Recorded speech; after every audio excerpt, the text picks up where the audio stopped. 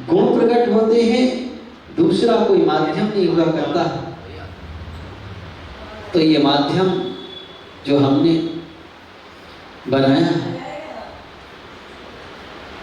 तो ये भगवान बनने की प्रक्रिया है। और भगवान बनने के लिए 16 कारण भावनाओं की आवश्यकता होती है। वैसे भगवान बनने के लिए तो होती है, शंकर बनने के लिए होती है। हाँ, तो उन 16 कारण भावनाओं की आवश्यकता हुआ करती है। तो उन 16 कारण भावनाओं को भाने के लिए कहा हम भगवान बन जाए। तो ये भावनाएं अपनी क्रम से चल रही थी। सबसे पहले बताया था दर्शन विशुद्धि। क्या बताया था? दर्शन विशुद्धि भावनाओं सब में मुख्य होती है, दूसरी भावनाएं बाद में। अगर दर्शन विशुद्धि नहीं है तो बाकी की भावनाएं तो है ज्यादा मूल्यवान नहीं हुआ करती।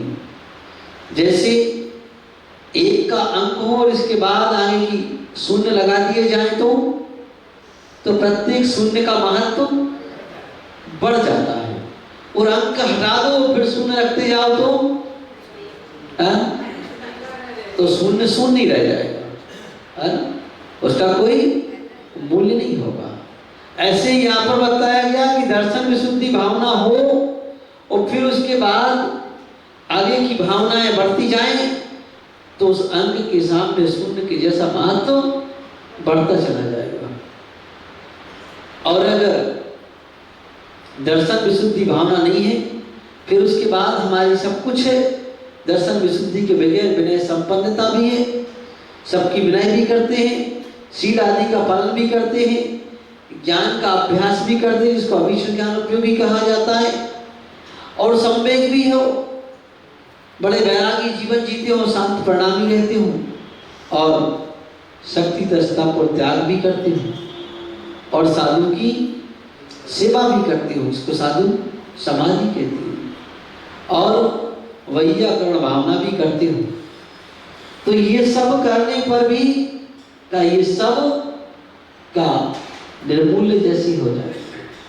पुण्य तो देगी, ऐसा नहीं कि नहीं देगी, क्योंकि जिनागम में कहा है कायवान बना कर्मयोगा शुभ पुण्य और अशुभ पापस्य।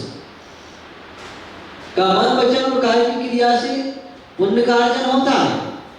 शुभ करने से शुभ क्रिया करने से पुण्य आता है, अशुभ क्रिया करने से पाप का अर्जन होता है। तो ये सब तो कार्य होगा, लेकिन फिर भी का उसका मूल्य उतना ज्यादा नहीं हो पाएगा। तो इसलिए उसके महत्व को, उसके मूल्य को बढ़ाने के लिए यहाँ पर बताया जा रहा है कि आखिर उसका महत्व मूल्य का उस दर्शन विशुद्धि भावना से बढ़ता है।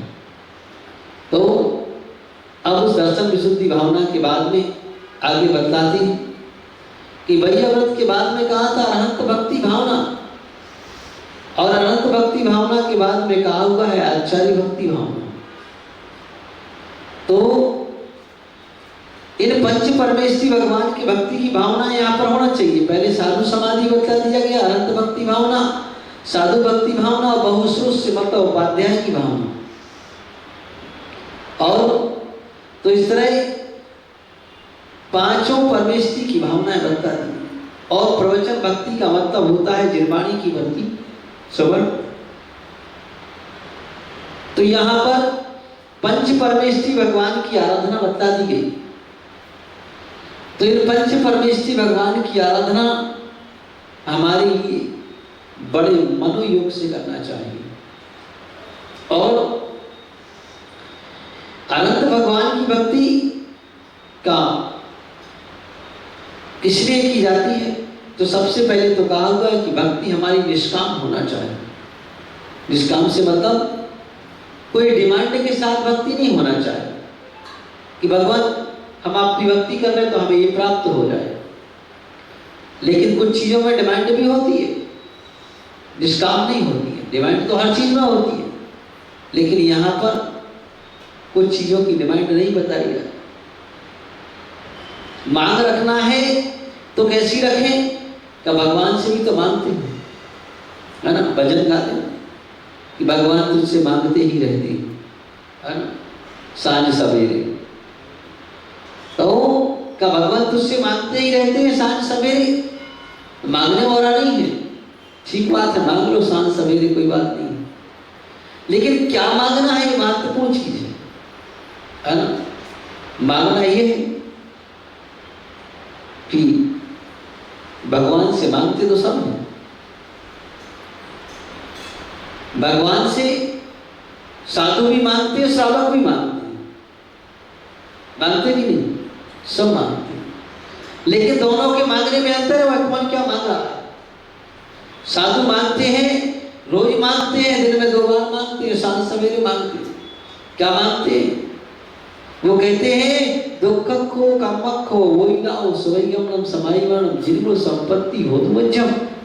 ये मांगते हैं वो हमेशा, जिनको संपत्ति हो मध्यम का, जिनेंद्र भगवान की गुण रूपी संपत्ति की हमें प्राप्ति हो, इसको हमेशा मांगते हैं, कभी कम नहीं करते।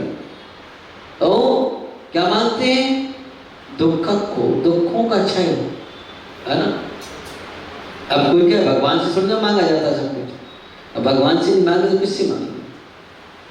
हाँ, तो दुखखो, दुखों का क्षय हो, कामखो, कर्मों का क्षय हो, वो ही लाओ बोधि की प्राप्ति हो, सुगति में गमन हो, अच्छी गति में हम जाएं।